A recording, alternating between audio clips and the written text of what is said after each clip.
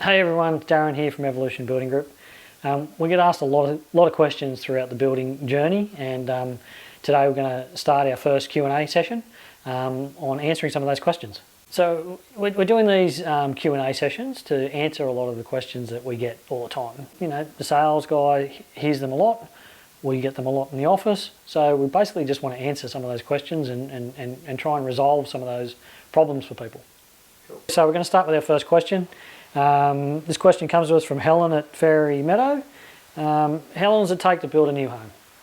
So it's not a complex question, but it can be a little bit tricky because different houses obviously take a little bit longer to build. So single story, you might be looking at sort of 6 to 7 months, when you factor in a bit of wet weather. Double story might be another month on top of that, but if we're looking at a large acreage property or something like that, then it could be a little bit longer. So obviously there's the other parts to it, the council and CDC applications and all that, but the actual build time from start to finish, we're looking at that 7 months. And we've got our second question here from Rebecca at Taraji. At what point do we need to pay a deposit to build our new home? So once again, there's a few different stages that we do as Evolution Building Group. We ask for a little bit of money to do some research into the block.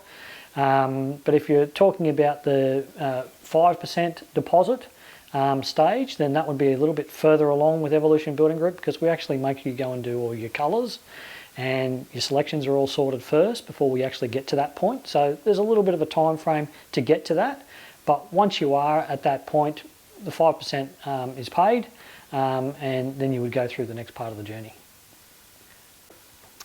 Question 3 is from Justin at Below. I'm looking to do a knockdown rebuild on my current site. Where do I start? Tricky question, because where do you start? Could mean a lot of things for a lot of people. But generally, if you are still living in that home, the start process would be to contact Evolution Building Group. Let us come out, assess the block.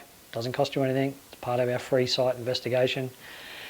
From there, we can do a build estimate on one of our standard designs also. So you can start to get a bit of a costings towards that as well. And we'll assist you along the way, but that's probably the starting point that I would suggest. And then there's a lot of other steps after that. But as far as the starting point for Justin, would be basically reach out to Evolution Building Group and we'll see what we can do for you. Question number 4 comes to us from Victoria in Kiama Downs. She's asking a question about knockdown and rebuild, or renovate and extend. Which one is better? This one, once again, is a very individual question, but from a builder's point of view, and we have done renovations before, but we do not do them anymore, but renovating is basically a bit of a patchwork for what you're after. So sometimes they can work, sometimes they can't. But you do have a lot of the old fixtures and fittings in the house. You generally can't modify every single room. So we think it's a bit more feasible to think about knocking down and rebuilding. Now that's different for every person, but if you were to make that decision and reached out to us, then we could assist you on that, show you what's possible, have a look at the block of land, and then start weighing up the options between the two. We can give you some sort of pricing and you can start to compare. Possibly you've got some pricing on an extension previously, but I think you'll find that the better outcome overall will be to knock down, depending on your circumstances, of course. This question's from Will at Calderwood. His question is, what are the inclusions? So it's a tricky one to look at, the question and answer, but as far as inclusions, if you want to check out our inclusions, you can go onto the website and download a copy. You can come into the display home as well and grab a physical copy.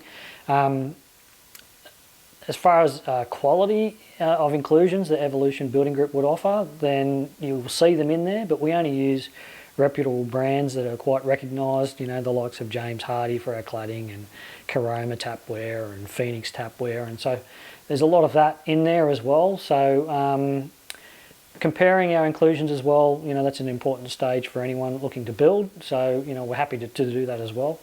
If you were to grab a copy of our inclusions brochure, you'll see there's a bit of a checklist at the back so you can see what ours are, and you can go to a different builder and check it off to see what's the best quality. But I think you'll find that for value and quality, we offer a really good range and a good inclusion level. So I hope that answers Will's questions. Our next question here is from Margaret at Tullumbar. Why do builders want to charge so much, to make a few changes to the design? And that question could be aimed at a few different things there, but I'll take a pun and think that she's probably talking about changes to the design, standard design, someone wants to blow it out or make it bigger or whatnot. And typically builders other builders will have quite a high price for any upgrade changes and not much on the way back if you're trying to minimise it. They're just trying to protect their margins, obviously, but I think that would be the reason why some builders would charge that. We don't do that here at Evolution Building Group. We look at it case by case. If you wanted to add some more space onto it, then we look at that and we price it.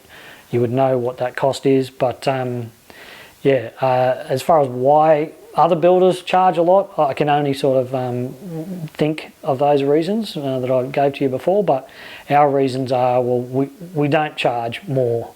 We just charge what it costs. So I hope that answers that question, Margaret.